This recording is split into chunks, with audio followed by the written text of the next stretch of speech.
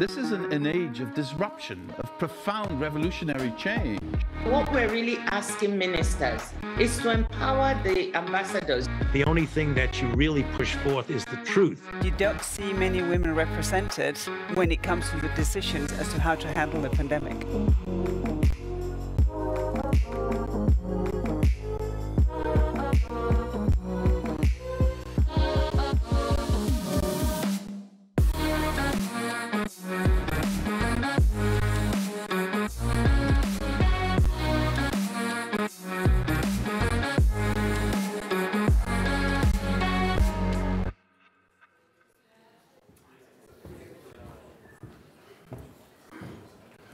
Good morning, and welcome to day one of Politico's Sustainable Future Week.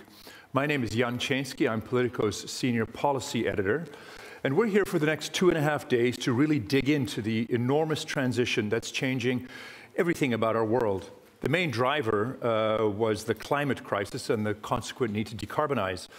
That essentially means almost complete electrification, everything from heat pumps to electric cars. But it's not just climate.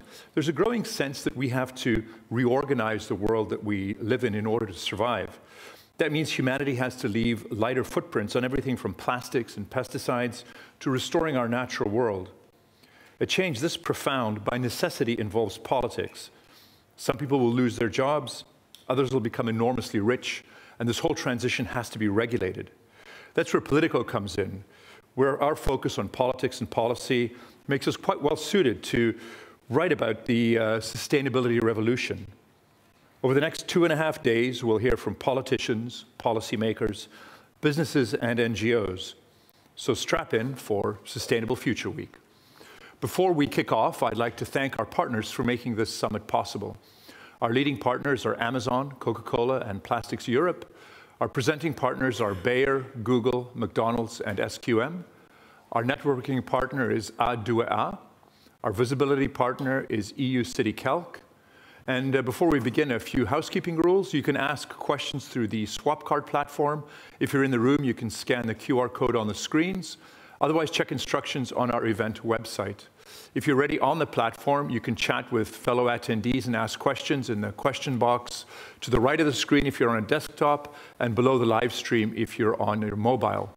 We do like to debate, so please talk about us on X or the social media platform of your choice. Our X hashtag is #PoliticoSustainableWeek. And now we hear opening remarks from Andreas Beckmann. He's the regional CEO of WWF Central and Eastern Europe, and it's made possible by our leading partners, Coca-Cola. That'll be followed by an opening interview with Laurence Toubiana, the Chief Executive Officer of the European Climate Foundation, and that'll be led by our climate reporter, Federica Di Sario. Thank you and welcome. Thank you, Jan, for the introduction. I stand here today as a promoter of the possible. At WWF, we believe that the conservation of life on Earth is possible if we protect the most exceptional and fundamental ecosystems and habitats. I'm also here as a partner, because to make things happen, we need to work together. We must act, as our civilization, our welfare, and our well-being depend on it. From heat waves to droughts, floods, and forest fires, the impacts of climate change are growing both in frequency and intensity. All of Europe and all sectors of its economy are affected in different ways, but there is a common factor. Climate change impacts are frequently felt through excesses or shortages of water. Improving the way we manage water and use the land in the watersheds is key to adapting to climate change and to restoring nature and the benefits and services it provides to all of us. For decades, we have drained wetlands, straightened rivers, cut them off from their floodplains. As a result, water is not held in the landscape as it used to be. In Hungary, for example, which used to be a water-rich country, more water leaves the country than actually enters it. The country is slowly drying out.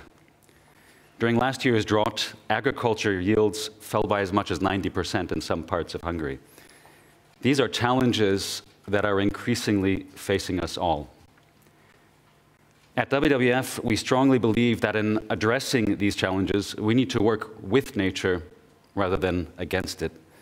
We need to not only conserve, but where possible also restore ecosystems and biodiversity, including rivers and wetlands. This is possible.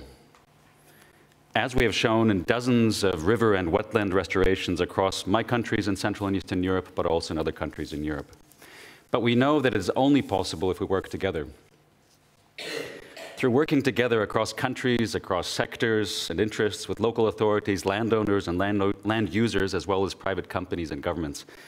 A decade ago, my organization, WWF Central and Eastern Europe, partnered with the Coca-Cola Foundation and the International Commission for the Protection of the Danube River, the ICPDR, to support and to promote river and wetland restoration across the Danube Basin.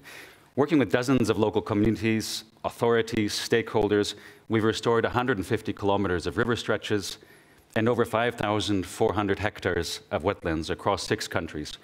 We've also leveraged the foundation's funding to raise nearly 20 million euros in additional support, mostly from EU sources. We're now planning to take the next step forward. We're seeking to engage others, starting with the Coca-Cola system, but also other partners, especially from the private sector, to actively conserve and restore rivers and wetlands, and to better steward the habitats and the freshwater resources on which we all depend. That's why I'm standing here today, because this is not about us or about Coca-Cola. It's about driving collective action, working together to address the most pressing challenges that we face. We need more private sector companies to come on board. We also need governments and the European Commission to create enabling frameworks. WWF has been calling for ambitious EU nature restoration legislation, and we're happy to see Coca-Cola took the lead in a business coalition to support this call. The stakes are huge, but we know that we can make a difference working together. As we at WWF say, together possible. Thank you for your attention.